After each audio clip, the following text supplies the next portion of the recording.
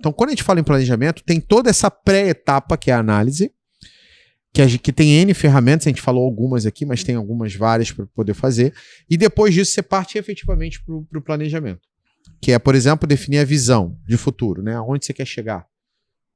Como é que você quer estar daqui a 3, 5 anos? Como é que é a visão de futuro? Eu uso visão de futuro menos conceitual e muito mais com uma visão de objetivo, né? Sim. São quantas lojas, vai estar de qual tamanho, de qual jeito. Isso. Né? As pessoas seguem algumas vezes visões conceituais, ser referência. Eu peguei uma visão de um supermercado esses dias e falei, estava escrito lá, ser referência na cidade, tá. Eu falei assim, qual a medida para ser referência? Porque se você não tem uma medida, você nunca vai chegar lá.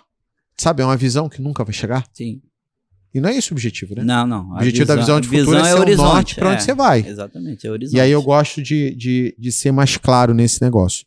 A gente tem a missão, que é o como eu vou fazer para chegar naquela visão. Eu tenho os valores, que são os pontos de caráter que os funcionários precisam ter para eu chegar naquela visão.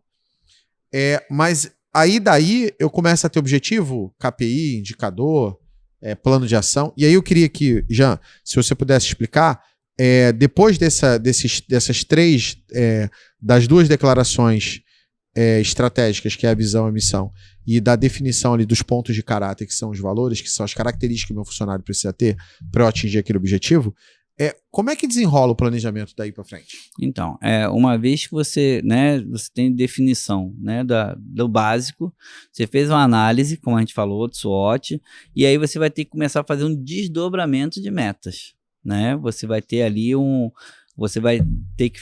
Qual é o seu objetivo? Como você falou, em 5 anos eu quero ter 20 lojas. Ok, 4 lojas por ano. Como é que eu vou abrir 4 lojas por ano, né? E aí você tem que desdobrar isso em cima de valores, de responsabilidade, e isso se transforma num projeto. E aí como é que você vai lidar com isso? Por exemplo, primeiramente, você vai utilizar metas. E metas é um conceito amplamente divulgado, mas a gente usa aquele conceito de metas SMART, né? Então você tem que ter uma meta específica, você tem que ser claro, como você falou, com relação à visão. A minha meta ela tem que ser específica. Eu quero abrir 4 lojas, né? Então ela tem que ser específica, ela tem que ser mensurável, 4 lojas. Ela tem que ser atingível, né? Ou seja, eu tenho essa capacidade de abrir 4 lojas por ano.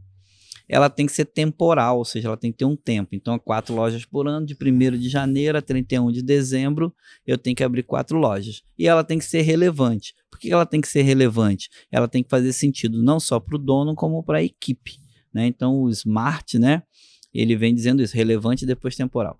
Então, se eu não conseguir convencer a minha equipe, né, e aí eu digo assim, né, minimamente você tem que engajar suas lideranças. Se você não engajar suas lideranças nesse planejamento, ele não acontece. Porque você sozinho não vai conseguir abrir 4 lojas, né? Então, quando a gente fala em metas, é por causa disso. Você tem que trazer a sua liderança. E aí foi o que a gente falou em algum podcast anterior sobre trazer o sucessor para dentro do negócio, né? Você tem que trazer a sua liderança, entre aspas, para dentro do negócio. Porque se ele não comprar a sua ideia, a coisa não acontece. Eu vou trocar a liderança. Pode ser que funcione, mas preferencialmente a tua liderança ela tem que estar ali junto com você. É teu gerente, né? E aí, normalmente, o que eu sugiro, né? Você vai desdobrar o teu planejamento estratégico em metas, onde você vai ter pontos de conferência, né? Ou seja, você vai ter ali pontos em que você vai medir o seu desenvolvimento. Para eu abrir 4 lojas por ano, eu vou abrir uma loja a cada 3 meses. Ok. Então, o que eu vou fazer nos primeiros 3 meses para abrir a primeira loja? Eu tenho que, se for o caso, né, reformar uma loja, comprar um terreno, comprar um prédio, eu tenho que comprar, eu tenho que contratar. Então, tem uma sequência de passos que você vai falar, legal, abri a primeira. Eu tenho mais 3 meses para abrir a segunda.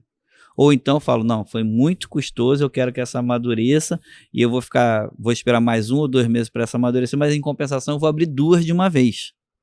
Ok, é uma opção, você vai ver a tua capacidade. Mas tudo isso que eu sempre costumo falar é o seguinte, isso tem que existir um documento. Tem que estar escrito. Porque se não tiver escrito, isso se perde no caminho. Tá? Então, assim, depois de você desenvolver os seus valores, fazer a sua análise ali, você tem que ver qual é o impacto dos fornecedores nessa operação. Né? Como é que o fornecedor ele pode me ajudar ou como ele pode me prejudicar? Poxa, e se eu quero abrir um montão de loja e o meu fornecedor não consegue me entregar? O produto que eu mais vendo é a manteiga de garrafa, só que se eu abrir mais 4 lojas, a fábrica do cara não suporta. Né? Então tem que ver qual é o impacto do fornecedor no meu negócio. Isso é análise estratégica. Sim. Qual o impacto do consumidor na minha loja? O consumidor, entre aspas, se ele decidir para outro mercado, ele quebra a minha loja? E aí eu tenho que ver, como você falou, qual estratégia que eu vou usar.